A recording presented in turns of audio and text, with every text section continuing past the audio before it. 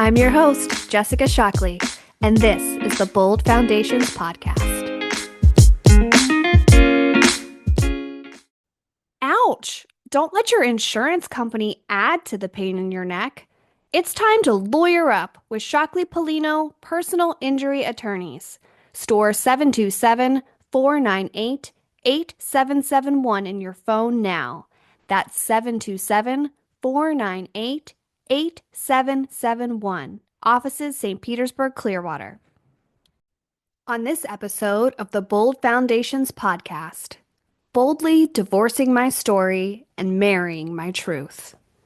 What if I told you that your true life isn't the one that you are living? Autumn Pearson joins me to share her story of how she left her position of an accomplished kindergarten through 8th grade school principal to pursue her dream of becoming an artist.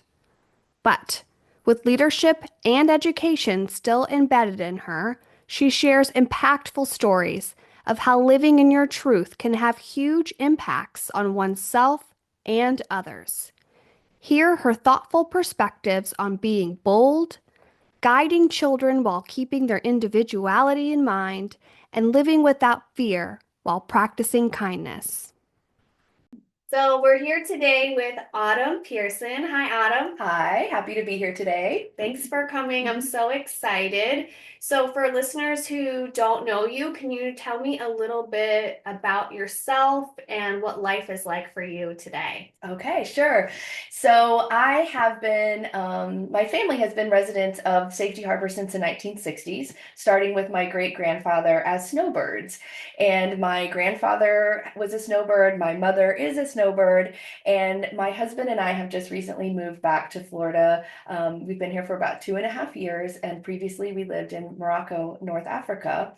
So Safety Harbor is a home for me, and I'm happy to be back in the United States and living someplace that I have roots. I think roots are really important. And my contribution to the community is I'm the director of the Safety Harbor Art and Music Center. It's a nonprofit where we promote music and art for community, youth, education, and things like that. And then I'm also an artist in resident at Enterprise High School, which is a dropout prevention school. And I'm there about 2 or 3 days a week doing really cool art projects with the high school students and bringing in professional artists. So my life is really busy. I love to be a strong community member and give opportunities for people to learn from our center and experience social emotional wellness through the arts. Yeah, I know from speaking with you, you do a lot of really meaningful work. But before we dig into that, just going back to the Safety Harbor Art and Music Center, one thing that is so cool to me about it is just how unique of a space. Can you kind of paint a picture of what the space looks like and what it provides to people listening? Yeah, I'm going to give a little tiny history about it because it has evolved from it's a really special story about how the Art Center came to be. So Todd and Kira Linda are also Safety Harbor residents for a long time. They actually knew my grandpa. And they started Whimsyland, which is an art environment in Safety Harbor. It was previously known as the Bowling Ball House, and they're collectors and artists and world travelers. And so they have turned the outside of their house into this really magical open public space. You can go and walk around on your own or have a self-guided tour, or you can have a private tour. And they used to have house concerts there, and it outgrew the space because so many people were super interested in coming to music and supporting the live musicians that would come through. So they had a dream of building the Safety Harbor Art and Music Center. It's been open for 8 years now, and it took 3 years and 300 volunteers to build it. And so when you walk up, you're going to see a lot of really incredible things. It's definitely like a roadside attraction, if you will. There's a full-size pink elephant that's adorned with flowers and paisleys and big flags over it, flowers coming out the nose. The building itself is a historic building that was the Rigsby home, which is the Rigsby Center is the community center in Safety Harbor. So the Rigsby family were huge people in Safety Harbor. And so the old historic home is now the Artery, where we have over 50 local artists that show their work. And then our auditorium, not to be convinced with an auditorium, is a really tall structure, very open air, and the facade is made of over 300 mirrored mosaics. So you can't miss it. It's definitely a sight to be seen. And then next to that is our education wing, where we have a large studio for adults and children to come and create and learn. It's such a cool space. I know years ago, I was just starting to explore Safety Harbor, and we had walked around to find some place to eat breakfast and sort of came up upon the Safety Harbor Art and Music Yeah. Center. And it's so cool. Like you said, I mean, it's just so different than anything that you've ever Definitely, seen. definitely. The ceiling is all umbrellas, so that everyone always asks, "How did you get all those umbrellas up there?" Well, Mary Poppins is a great friend of ours, and she helped with that. The bathrooms are even adorned. The ceilings are all Jello molds and cake pans, and it's just you're gonna be able to find something at Whimsyland or the Art Center that you connect with, whether it's a childhood memory, something you have in your house, something that you've thrown away. And I think that's the beauty of the Art Center in Whimsyland is everyone's going to find their place there because there's something that everyone can connect with. And that's really kind of the foundation of what we are as a nonprofit, is being a safe space for all to come and create and feel welcomed. And it's so special that you've even just randomly said those things, because feeling everyone's going to feel connected to something in this space is what my hope and goal is of this podcast. And you mentioned foundations, and the whole point of Bold Foundations is setting new bold foundations for yourself. And we are lucky enough to host our live event at your space, which I'm so excited for. It's on March 7th. And I don't think you could possibly be sad in that space. Absolutely not. I even on my bad days, or the days where even though I have a very exciting job, I just would like to be home. You walk in and it's a visual reminder of the work that I'm doing and why I'm here, and the people who came before me to get this dream going, and why it's so important to sustain such an environment. Can you tell me a little bit more specifically of some projects that you do to give back to the community? Yeah. My background is in education, so I'm always thinking about educating, whether it be small children, teens, or adults. So I think some of my biggest proud moments are through the education part. On Martin Luther King Day, we do a social justice course, and we had our third one this past January. And those are my most important days because it's an opportunity to really work with children and talk about some heavy things, and being able to talk about our privilege. As a white woman, I have some privilege, but I don't have some privilege, and being able to share that with the youth, I think, is really important, so that they can start to see themselves as who they are in their community, and what the difference is between equity and equality. Those are two very different things, and to be able to really break that down and give children an experience of learning about that and processing it through the arts. That's definitely one of my favorite parts of being able to teach and be free in the Art Center. We also have a lot of wonderful music. It's just incredible. We have over 40 national acts that come through. So these are musicians who have won Grammys or blues awards. These are really high-end, wonderful musicians. And it's such a small listening room space. It's like 120 people. So you're in a very intimate environment. So being able to experience a big, powerful voice singing their own lyrics and letting their passion shine, and you're so close to that, those are really incredible, magical nights too. And the reactions of the people in the audience, and how it feels to be in an intimate listening room space versus a big auditorium. And so being able to provide that safe space for musicians and listeners alike to be able to celebrate the arts, it's just a really incredible space. And just giving tours and sharing with other people and hearing the stories of other people and how they came to find the center. It's definitely like a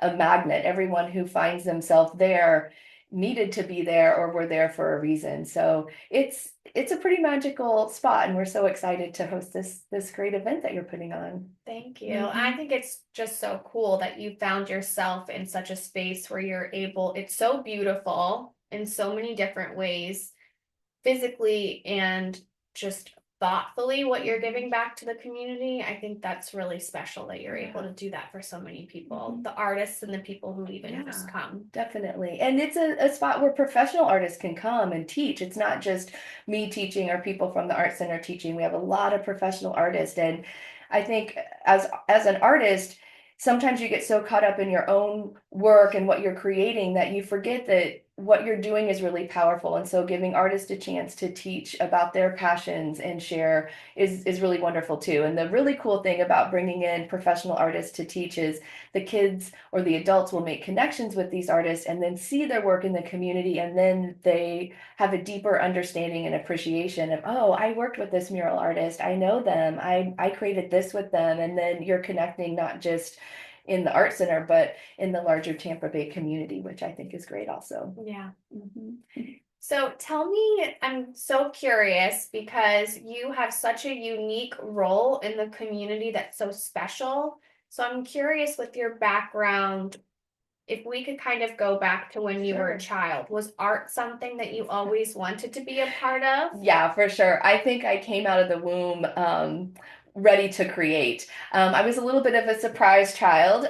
My father wasn't supposed to be able to have children, and my mom was very excited about that because I don't think that's what she was really looking for in her life too. And surprise, about 9.5 months after my parents married, I was born. So I think that was a big shocker. And my mom always tells the story of when I was born, the doctors handed her me and I just had these big eyes, and she was like, what am I going to do with this child? And so I think from the beginning I was always pushing some limits, very strong-willed, and art was always my go-to. When I was a little girl, I didn't need rewards of dolls or candy. It was, let's go to Pygmalion's, which was the art store. I wanted new paintbrushes, I wanted new paints or papers or things to mold or make beads with. Those were my rewards. So art has always been the place I go to keep my sanity and to experiment and to allow my juices to bubble over.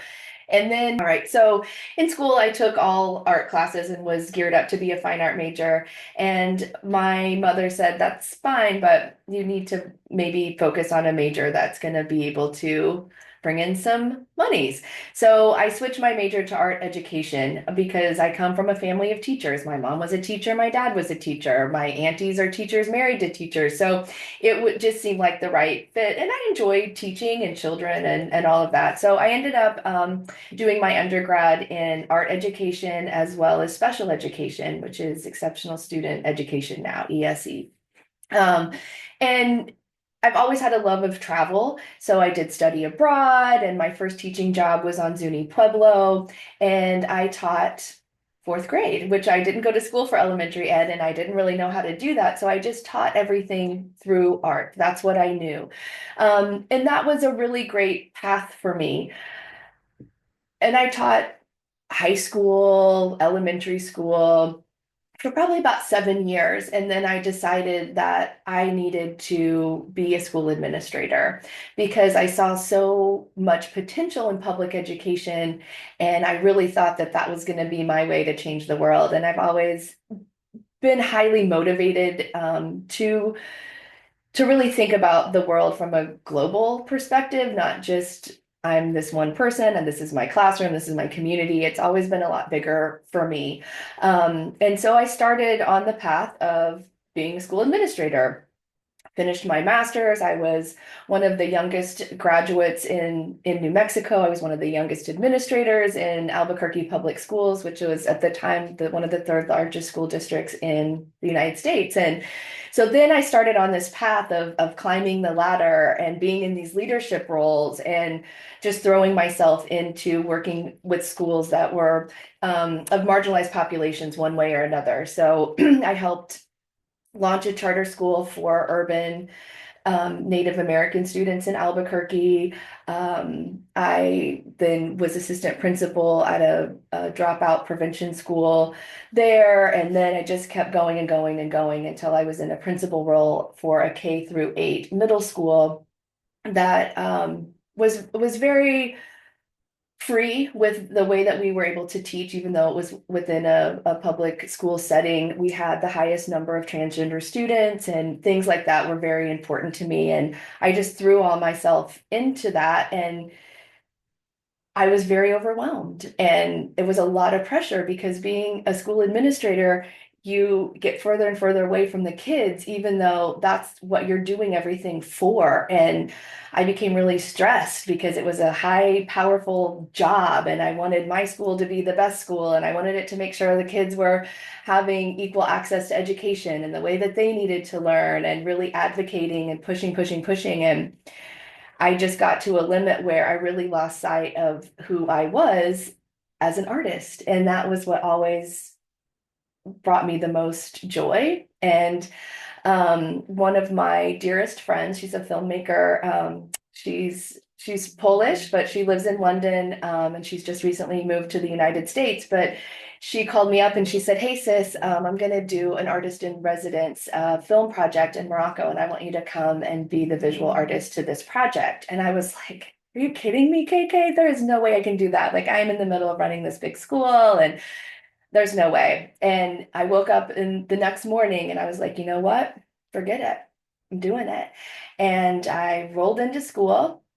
Oh, I'd taken a couple of weeks off and had a really good travel in South America.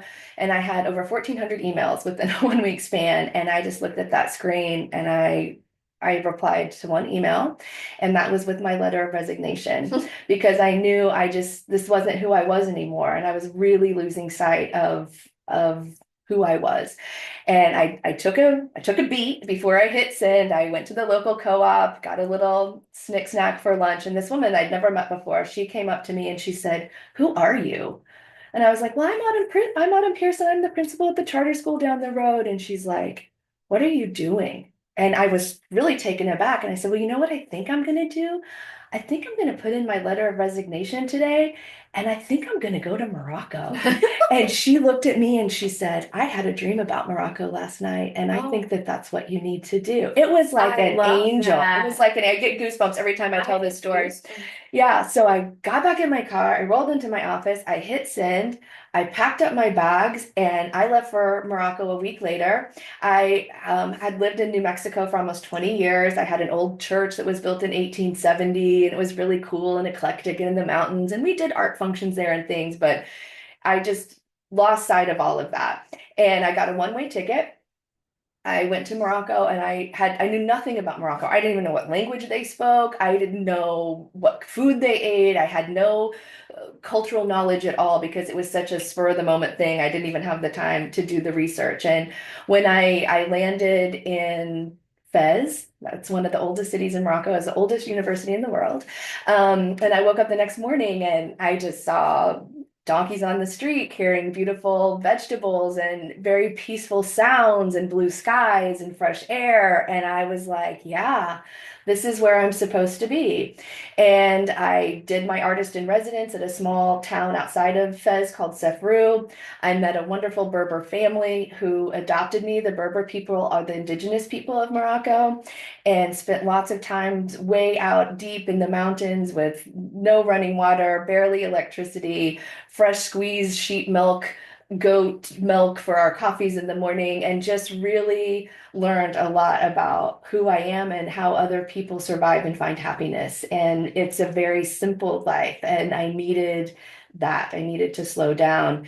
And I ended up staying in Morocco doing similar projects that I was doing in that community, teaching artists how to use recycled materials within their own art, so that they were being able to use materials that were free to them, because it's really hard to make money in Morocco as an artist, especially. And so that was kind of my mission with my artist in residence, was utilizing recycled materials and kind of showcasing that.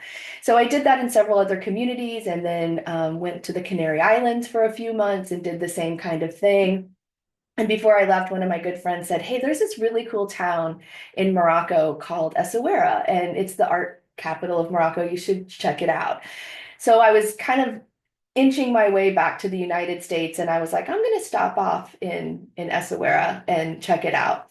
And I checked into this great little Airbnb, and it was kind of too early to go to bed, but kind of late to be wandering around in a new Medina in Morocco. And I just thought, I'll just hover around my little area. And oftentimes in Morocco, you're going to be stopped very often. Hey, do you want some tea? Come in for some tea. And usually he'll say, no, that's okay. And this person said, hey, would you like some tea? And I looked in and I saw this face, and it was the most beautiful face I'd ever seen in my life. And I was like, yeah, I think I'm gonna have some tea with you.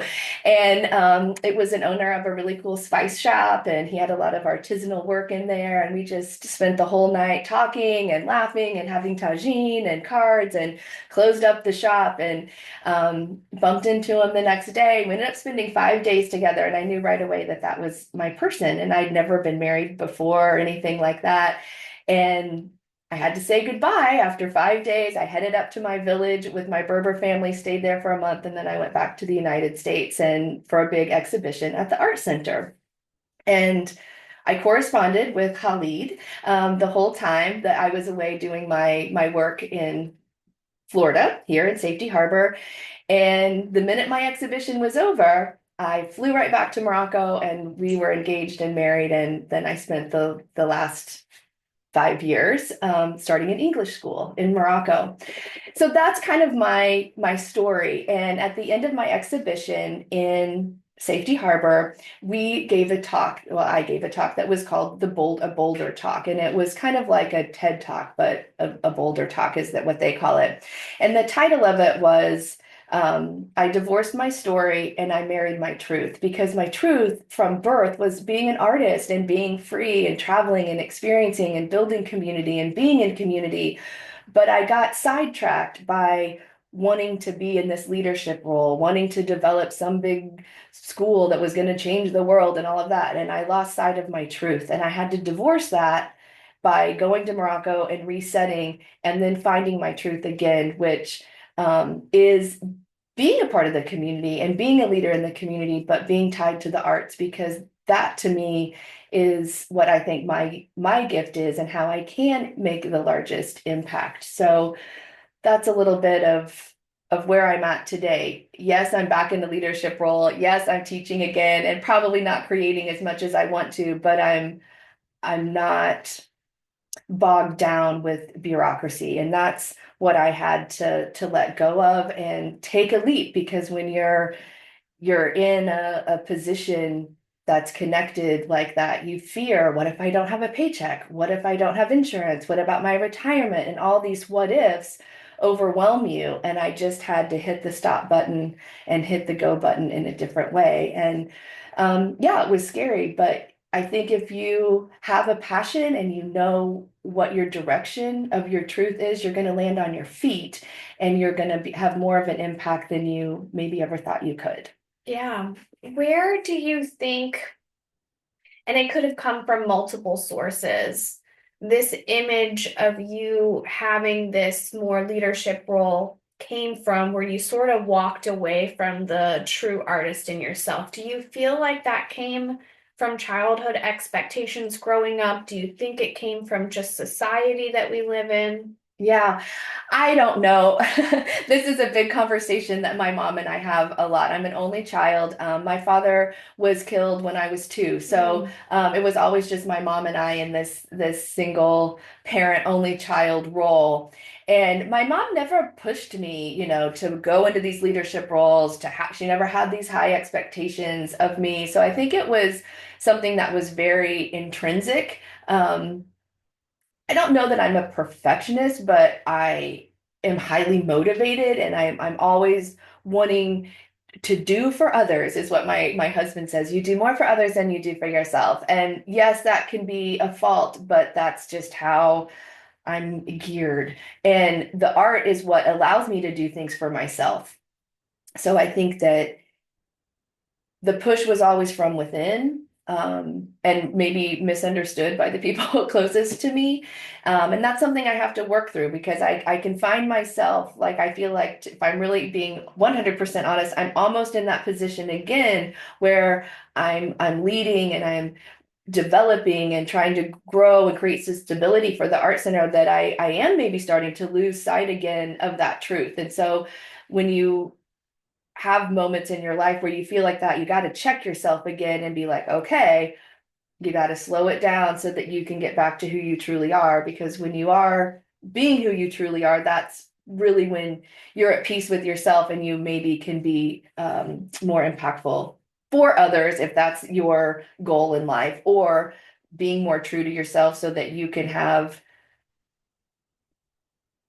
I even have a hard time even identifying what it is, but like giving to yourself. I think that's a hard thing when you have a mind of community and giving. And I think a lot of women can resonate with just the overall encompassing idea of I want and am going to do so many things for other people, and it can be easy sometimes to lose sight of ourselves. I think a lot of mothers can resonate with that. A lot of people in the workforce can relate to that.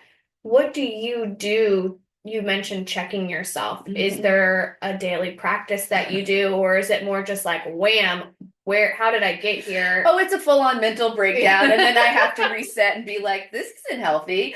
Yeah, I think those who are close and know me know that checking myself is a very hard thing for me to do, admittedly, because I want to do so much. I think I'm an empath. I think I'm a creative. I'm a social person. I'm very extroverted. I don't want to miss out on anything. I want everyone to feel included, and I'm the source of making all of that happen, right? In my brain. I know that there are other people in the world who do these things too, right? So I think taking the time to just be still with myself is important, and that comes with creating. So allowing myself time to create is really important. And when I start to lose sight of that is when I start to lose sight of who I am, and then maybe kind of spin out a little bit. And I wish that I had a better regiment of being able to have these daily practices and do these things. I find it really difficult. I understand it intellectually, but really doing that practice is hard. So I'm not here with any kind of big message about I do all of this. I'm just here to say, hey, there's someone out there in the world that's just as crazy as you are, and just try to reflect on what it is that you can do and remind yourself to give yourself that. Just as it's like I'm talking to myself almost. I resonate with your story so much. Not even just the shift in the career, but being that person that just wants to create so much change and do for others and thrives in creativity I so much see myself in you in that. So it's really interesting to listen to your story because I've had so many moments as well where I'm not checking myself every day, and all of a sudden it's like, holy crap. Yeah. What happened? I have bit off way more than I can chew. And I'm starting to try to learn how to set boundaries and really embrace for every no that you say, you're opening yourself up to so many more yeses for things that actually serve you. And I think it's really remarkable that you have this life of this administrator, which is an amazing role to have, and the things that you were doing for these children. But it's not that you're giving that up. I mean, you're not giving up on your sole mission of helping people in the community. You're just shifting it and pivoting it and doing it in a way that's more true to yourself. Exactly. And leadership is who I am. I think some people are born leaders, and then some people find themselves in a leadership role. I've always been a leader, and I really am enjoying the challenge of being a leader of a nonprofit because it's very different than being a leader from a school. When you're a leader of a school, you have all the funding, and well, you kind of had all the funding. And your challenge is being able to get your message out there in a way that feels good to you and right with your own personal values. When you're a leader of a nonprofit, it's the opposite. You're seeking out the funding, but you're allowed the freedom to create the environment that you have passion about, that connects with your values. So it's different and similar. And yes, finding the funding for a nonprofit is a hard job. It's not my favorite part of the job, but being able to create a space where everyone feels free to be themselves, that's huge. Yeah. That's huge. And that feeds me in a way that's really important. And Yeah. Yeah, and it does transcend into the lives of others. Some of the students that I had whenever we were an art start, the 4 to 6 year old programming are now old enough to go to the art camps. And then some of the kids who have been in art camps are now outgrowing that and can be in the adult programming. So you see the evolution of impact within what the art center can provide. And that's really great. And my other role as the artist in residence at Enterprise High School also feeds a huge part of my soul because high school kids are my very favorite age. I love all the littles too out there, but high school is, I feel like that's where you can make the real deepest long-term impact. The same thing, because I'm an artist in residence and I'm not the art teacher, it's a more free environment. The kids can come in and create and make connections with other people and feel included. And I really feel like I have the best of both worlds because I'm able to teach in a school, which is important to me, and I'm able to lead an organization. And both of these entities of my life are all about inclusion and social emotional wellness through the arts, which I think is truly my mission, and that is When my you're truth. you're living that way too, Hmm. which is, if you are authentically yourself and you can give that to other people, that just encourages other people to Yeah, be the same, which I definitely. think is really special. Yeah. In my life, art has always been very therapeutic. I Hmm. mean, it's incredible to see what can come out of you when you put a pen to paper, Yes. paintbrush to paper. What would you say to people who don't view themselves as someone who is a creative person or an artist? I think we all have the ability to be creative and to be an artist. And it doesn't have to be that you are using a paintbrush and painting these beautiful pictures. Ask yourself, what do you have on right now? Did you think about that outfit and how you put it together? Probably. That's a creative expression of yourself. What are your nails painted like? Do you enjoy going and having your nails done and changing up your color? Sure, that's a creative expression of yourself. The way you wear your hair, the way you decorate your home, all of those things are being creative and giving to yourself and nurturing yourself in that creative way. So art isn't just having the ability to draw or to paint or to play an instrument or to sing a song. Art is all around you. It's how you create your space, it's how you present yourself. I think all of those things are considered um, to be art and creative expression. And so, ask yourself, do I love the outfit I'm wearing today?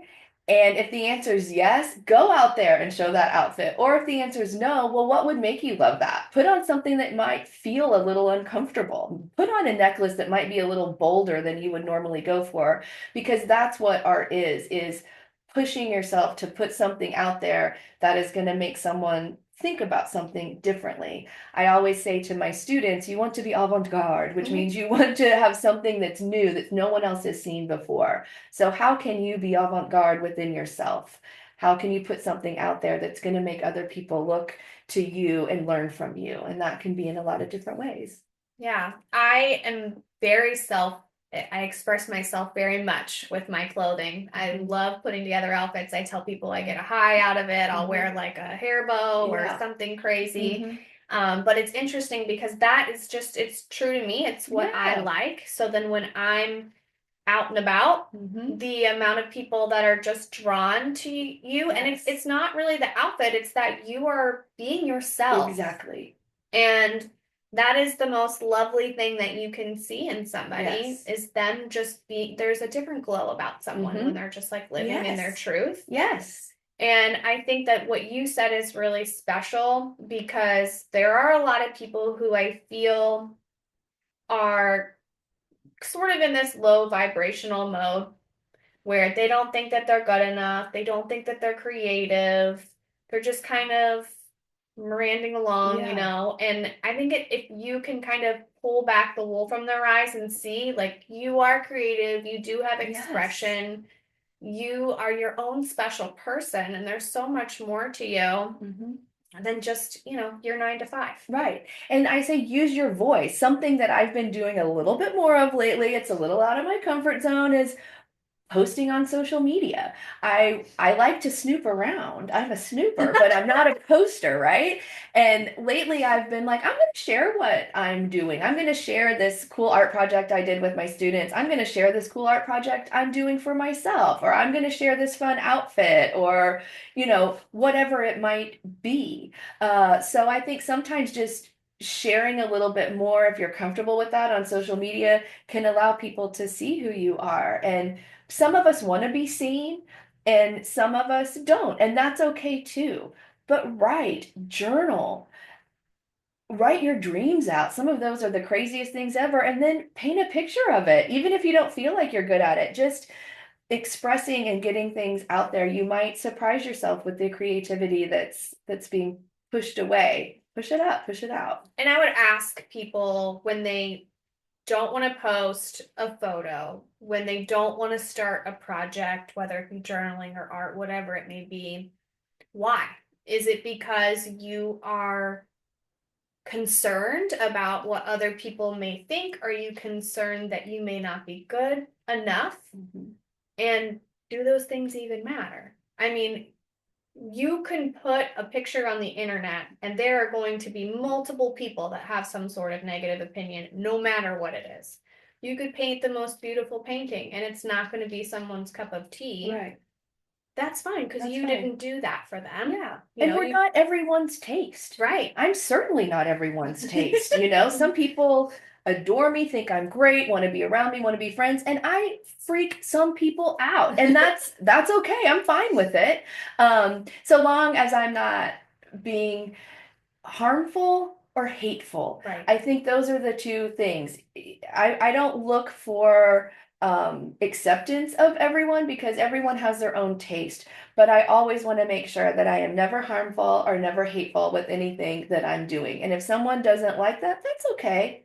I don't always like everything that everybody else does, but I do definitely try to find the good in things. And especially if I know someone is putting themselves out there in a way that is a little uncomfortable, to validate that. And that's what we must do for all the women in our lives, be it our best friends, our children, our family members, our community members. If you see a woman taking a risk, give them a shout out on Yeah. that in a way that's going to feel good to them, and to be seen and heard and recognized. We all want that. I love that you said that because another big passion point for me is just gassing people up. Yeah. Like, give them that compliment, give them that acknowledgement. We all need that, like you said. And I think the more that we spread that positivity and love to other people, the better the world will be. And I think it's really easy to do that to strangers somehow. It's somehow easier to see someone you've never met before and be like, "Oh, I really like your hair, girl. That's great." Or, "Wow, where'd you get that sweater?" But making sure that we're validating the people that are around us every day, because I think sometimes we take those people for granted, and being able to validate those around us and modeling that, and then is really important also. Yeah. Mm-hmm. I mean, if you go back to your story, when you decided to leave the role of being an administrator, I'm sure there were people that were like, oh, what does she think that she's doing? Oh yeah, there's people who I haven't heard from since, that I worked closely with every single day. And the moment the resignation went out, I haven't heard from them. And I'm accepting of that. And I'm accepting of that, those people and whatever they wanted to do. And I just hope that through reflection and thought, they can see, oh, Autumn had to do something for her. It's not about the institution. It's not about me. It's not about something personal, but she had to take a leap, a growth leap for herself, and look at it like that. And maybe that could be an encouragement if they need to do something like that too. And if I'm going to get a compliment from someone, I would much rather get a compliment about who I really am and things that I'm doing that I love versus something that I thought maybe I should do, or maybe, that's no longer me. Yeah. You used a word, and I call it the S word. And the should word is a word that I really try not to say, because that puts so much pressure on people. And of course, we say it, it's part of our everyday common language. But that's another thing that I think can really empower others, if you use words like, what would you think about? Or would you consider? Or are you curious about? Instead of saying should, because then that puts a pressure on people. It's like an obligation. It's an obligation, and then that creates anxiety, which there's so much anxiety now with I contribute a lot to social media, but a lot of things too. But so thinking about even how we speak and how we ask our questions and how we and being curious about people. It feels so good when someone is curious about you. And so modeling that too, I think can be a really important role that we have in the community and especially women to women. Yeah, I agree. I Mhm. think that society has put a lot of shoulds Yes, on so us. many. And for our younger generation, you should go to school, you should graduate, you should get a job, you should wear these kind of clothes, you should look this way. I mean, that's overwhelming. And I talk with my teenage students a lot about the S word. And if I hear them using that, I'll be, oh, did you say the S word? And I really try to check myself because I say it too. And I'm like, oh, excuse me, I use the S word. Let's rephrase that. So I want kids to feel that they are making the choices that are best for them because not all kids should go to college. Right. Some students are going to be more happy with themselves if they want to be a nail tech or they want to do hair or they want to go into the arts. And I think our role as role models is to support the passions and give encouragement to youth to encourage them to whatever they want to do, but just be a positive, contributing community member. Working with children, do you see already at a young age where they feel the shoulds that they Oh should my do gosh, things? I see it so much. And, I taught high school in the early 2000s. I'm dating myself. And now, after I've gone through being a principal, divorcing my story, traveling the world, being a vagabond, being an artist, moving back to America, and now I'm back in to the role that was my very favorite role was being a high school art teacher. That I have said a million times, that is a job I should have just kept my whole life. And I've been given a second chance at that with Enterprise High School. And I see a lot of those pressures because I think students feel so many shoulds and they're not quite sure how to navigate the real world that they're living in and all the pressures of the world. And then you expect me to go to school and look a certain way and act a certain way and meet these certain friends and try to accrue credits while I'm trying to decide what I'm going to be and how I'm going to contribute when maybe my home life isn't right, maybe my mental wellness is struggling, maybe I'm having severe anxiety, maybe I'm taking care of a kid of my own. So we have to understand that everyone is going through something, and the young people in our lives are too. So instead of criticizing them and pushing them, let's hear them and let's listen to them and see what are their needs and how can we give them that so that they can graduate and get the education that they know they should, but can they right now with what they're facing? So what are the needs? I think we need to ask ourselves all the time, what are people's needs and how can we get them going in the right direction? Yeah, I mean, their story is not our story. Mm-mm. They have different needs. Absolutely. They are going through different things, and to not acknowledge that makes things harder Yeah, for them. right. Assuming that they have all the things that you have to be a functioning or not adult, right? That's a loose word. But we make a lot of assumptions that they have everything that they need because we do. Maybe they don't have enough Right. food. Well, you think about even like the love languages. Yes. Just because you are giving your child all of the physical things, maybe they need more mental support and guidance. Yeah. Validation, Mhm. encouragement, because we all have our internal dialogues that no one can hear. So we meet everyone at face value. I look at you and your sparkly fun heart earrings on Valentine's Day. Happy Valentine's Day, everybody. But I don't know what's twirling on in your head because we all carry something and we all have a lens and that's hard to know. So just as we meet people, we we should meet them where they are and definitely not make any assumptions about where they're coming from and hearing them. So, as someone who guides children and somebody who has walked through a shift to find them true self, what sort of guidance would you give to parents who are really wanting to take the step of seeing their child for who they am and support them in the way that they need? Yeah. Parents are tricky. I Mm-hmm. love the kids. The parents are the tricky ones. Um, and I'm not a parent myself, and so I come at it from a very different lens. Um, I don't know what it is to have a child of my own. I just have a lot of children for little bits of time. And I would just say the same thing, which is probably easier said than done, but meet your child where they are. Their interest might not be your interest. Their taste in music might not be your taste in music, but try to find a way to connect. It's just so important to not lose the connection.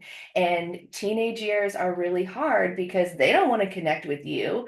But just try to sneak those connections in. And if their life path goes in a direction that's not what you had planned for them, it's not your life path, it's theirs, and they are individuals. And try to let them have their wings. My mom gave me a lot of freedom to be who I want to be. And is she probably really frustrated with that now? Yeah. I moved out when I was barely out of high school. I didn't return home to the family farm. I've lived all over the world. I've done all these different things. And so she probably looks back and is like, oh, maybe I gave her too much freedom. I wish that she was closer with me physically. But on the other hand, she knows that allowing me to spread my wings and be free and connect with the things that I like has allowed me to live the life that I want to. So keeping the connection, encouraging positive activity, and not dwelling so much on what they're doing wrong in your eyes, but focusing and validating what they're doing right, I think is really important. When you start to tell a student or a child, no, I don't like this, you shouldn't do that, they're going to shut down and become defensive. But if you encourage the things that they're doing right, I just feel that, positive reinforcement is the real key to guidance, because when you start doing the negative, they're going to do more of the negative. But if you encourage the positive and not dwell on the negative, they might let that go, if that makes sense. Yeah. Mhm. How do you, with your love of helping high school students, for me, I have a high school age child, and your advice really resonates with me. There's a lot of hobbies that he's into that, they're not my jam, Mhm. but I do need to try to connect with him on that Yeah. level. What do you do? I'm sure you've come across high school students where you feel like you're just trying to make that connection. What's your go-to tactic or plan, or how do you try to connect with these children that are really shifting in themselves? Like Mhm. they're figuring themselves out, they're into different things. Yeah. Um, there's always one. You always have one student that you're just like, I don't know how I connect with this kid. They might rub you the wrong way even. And I think it's again just going back to that positive, because some students are carrying big bags of a lot of heavy stuff, and that is a real defense mechanism. So they might come across very defensive to everything that you say, could be met with an eye roll or a or an I know. And instead of reacting to those, try to react to the things that they're doing well and give them space. I think that that's really important, is to give students space. And then when you see something that they're doing that's really positive. Oh, hey girl, I like that drawing. That's coming on nice. Hey, I've got a new art supply that just came in. I think you might really enjoy it. And then give them something new to experiment with and let them unfold and find the connection themselves. If it becomes their idea, even though you have the idea in your head, it has to be their idea. Then they're going to own it and come back around and start to make that connection. So I think allowing teenagers to think it's their idea, but really you're supplanting some of those little idea sprinkles, is a good approach. Yeah, that's interesting that you say that, because I feel like I can see that in adults, Mhm. whether it be in business or in life, you need to have conversations where it's their idea. People aren't going to change unless they want to Yeah. change. But it's funny how we can easily lose that when it Mhm. comes to our children, Yeah.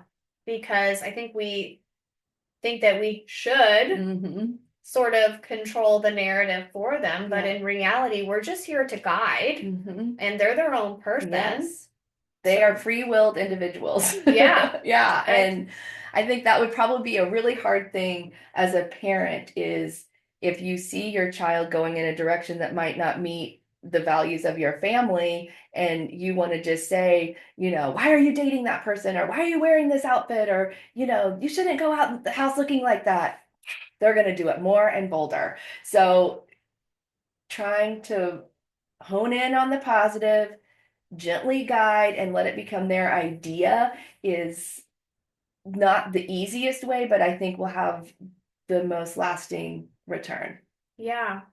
No, and I think that that will really hit home for a lot of people, Mhm. especially of high school age. And if you lose it on them, sometimes it's okay. Don't beat yourself Yeah. up on it because I'm sure, I mean, as a teacher, I am not perfect. And have I rolled my eyes at a kid? Probably. But you just get to the threshold of like, oh, the patience is wearing thin. Like, just give me a crumb of respect here. But once you do get that crumb of respect, you've got it. And then you're in, and then that's when the true molding and shaping can begin. But it's getting that initial crumb. Do Yeah. you have anything that you use personally when you feel like you're about to lose it that you kind of try to bring yourself back? Yes, I ask myself every time I'm about ready to lose it, I look at that individual and I ask myself, what is it that they really need? Mm. What is it that they really need? Because chances are there's trust issues with adults. Um, there's I mean, I'm a white woman. Maybe that's a power play in their life. Um, there's so much going on. You don't understand me. I'm living on my own. I don't have a home. I mean, whatever it is. But the minute you are able to see what their need is and somehow start to allow them to see that you recognize that and have the trust in sharing of that need, which is probably sometimes just love, then I think that that's what I say to myself before I lose it is why are they having this response? Why are they acting in this way? And it's like, what is the need? It always goes back to feelings and needs. Every feeling has a need. So if you're having a feeling about something, what is it that you really need? Where do you think this understanding has come from? Do you feel like that stems from your mother being such an understanding person that allowed you to live your life? Or do you feel like that was something you acquired through the educational system? Definitely. I mean, I have read 1,000 books about 1,000 different things, trying to be the best teacher I can be. And one of the schools that I was an administrator, it was called nonviolent communication. There's a whole system of books and theories about that. And a lot of that is based on feelings and needs. And it can be a long process, but I mean, I would sit in the office with feelings and needs cards where the kids would pick out their feelings and then there was another deck that was needs and we'd sit on the ground and they'd say these are my feelings and these are my needs and then we would talk about how to do that. I think it's really just giving time to hear kids. I mean, and not every teacher can do that. I get that. Public school is wild. I mean, public school teachers out there, woo woo, you get my biggest love and applaud and the biggest heart of the day with extra sprinkles and super drippy chocolate because you're doing the hard work and you don't have the time. I'm sure you're listening to me saying, well, yeah, that'd be great, but I got 30 kids and all this testing and all that stuff. So remember that your teachers are holding so much. So as parents who are also holding so much, the kids need something and everybody's busy. So if you can work with your kids to identify what are your feelings and what are your needs and being able to communicate that to you, that's a really great step. Um, I'm feeling hungry, I need a snack. That's very basic, but I'm feeling sad because I'm not included. I need to be included. That's a real big one. So making sure you're understanding where are these emotions coming from and then seeing what they need. So feelings and needs, nonviolent communication, trying to speak in a positive way that builds instead of a demeaning way that pushes down, our tones, all of that. Can we all be perfect all the time? Absolutely not. But if we start to lose it, try to think about those kind of things. What do they need? How am I speaking? Take a breath, give them the time. And I would think that you would even come across that, for people who listening who don't have children or aren't a teacher, but as a leader in the workplace, I would imagine that you've had to use those skills with employees and Yes, staff. with your husband, with your boyfriend, with your girlfriend, with family, always if somebody's having some kind of emotion that's not sitting right with you, try to ask, well, what do they need? And I think even most importantly is within ourselves when we're having an emotion, what is it that we need? Most of the time when I lose it, it's because I need food or sleep, because those are the things I forget to do a lot of. And then I get cranky. So asking ourselves, why am I feeling this way? What do I need? And that can be a good start in making sure that how you're interacting with others can be more positive. I think it's so simple, but it's something we forget to give ourselves the time to do. Yeah.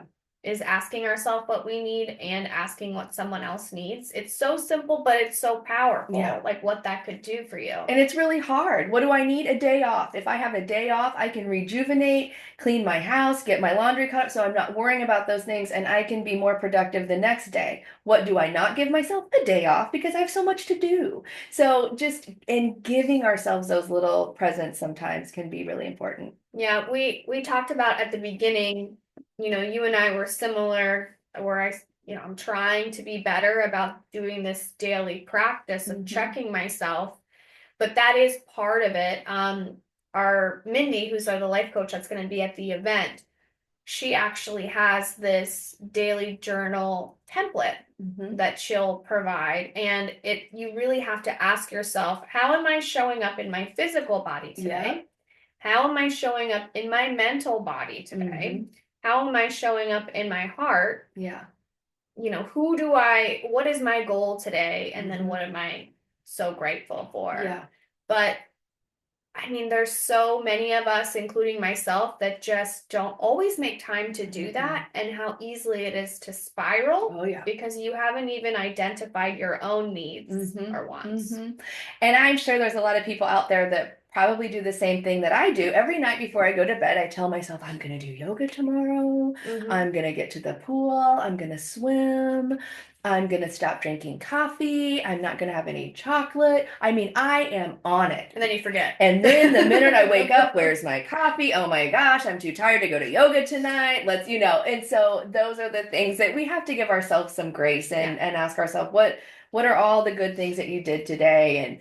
And, yes, we should go to the yoga, and yes, we should, but giving ourselves some grace, but also getting in routines that are doing things that are good for ourselves are really important also. Yeah. I think that if you work on yourself, you put the air mask on first, it improves your relationships with everyone so much. And it is a practice. Yeah. And they call it a practice because it's a continual thing. I always say, always be the student. Yeah.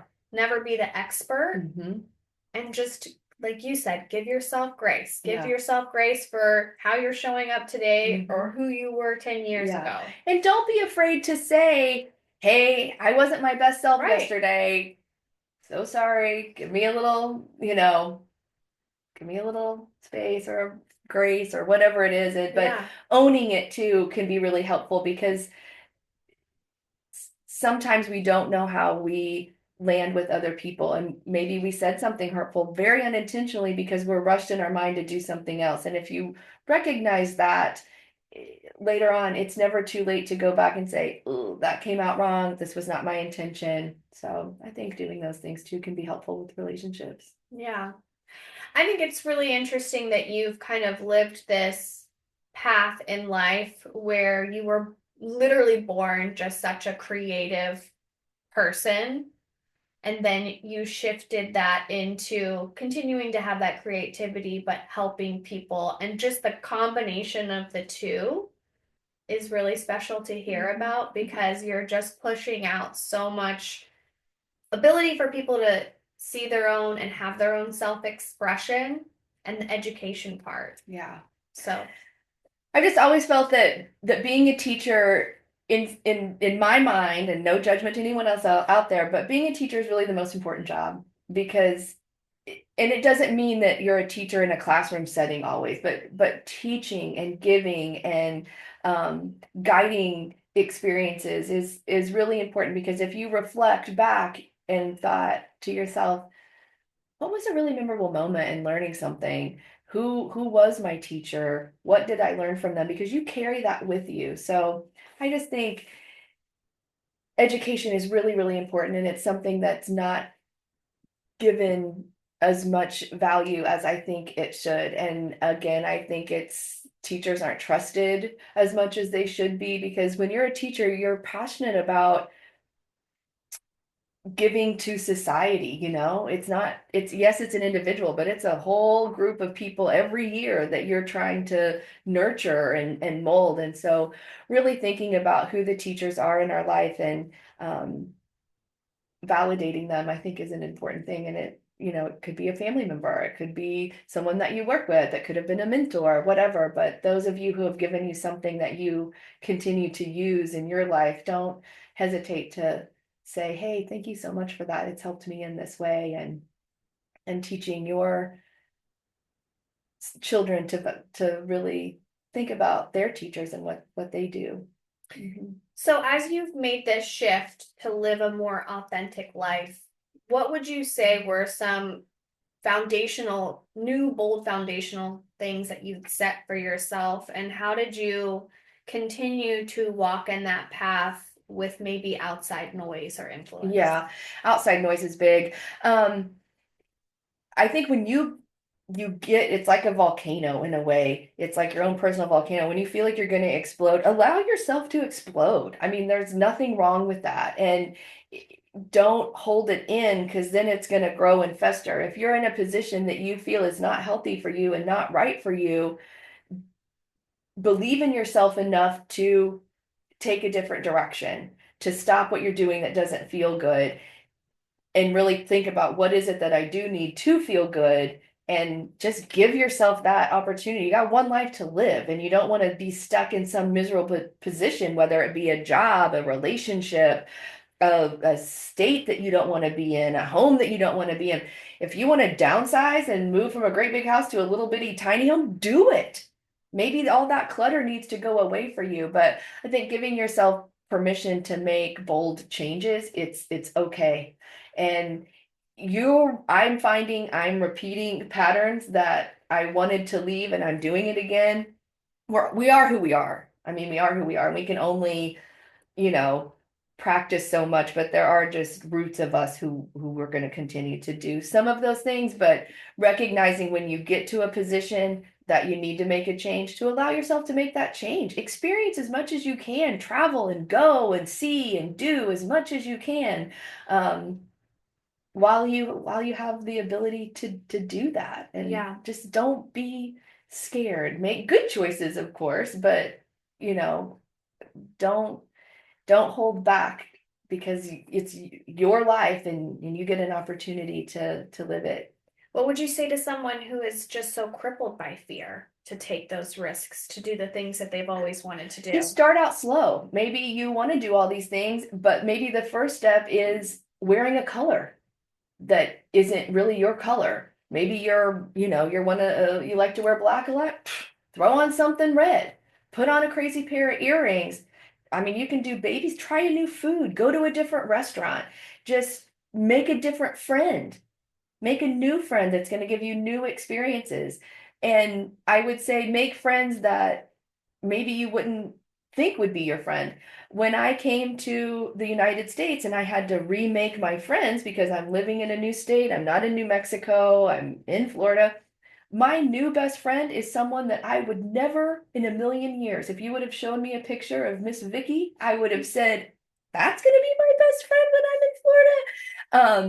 It's her birthday today. Happy Aw. birthday. And she is my very best friend. We talk every single day. So don't assume that this person, because of how they look, is going to be your friend, or this person, because of their age, is going to be your friend. Vicky's 12, 13 years older than me. She's retired. I'm still working, but what a great connection we have. So take risk in different ways and make positive connections that are going to encourage you to do and share your ideas. Hey, I really want to do this, but I'm not sure. And they might give you the little push you need.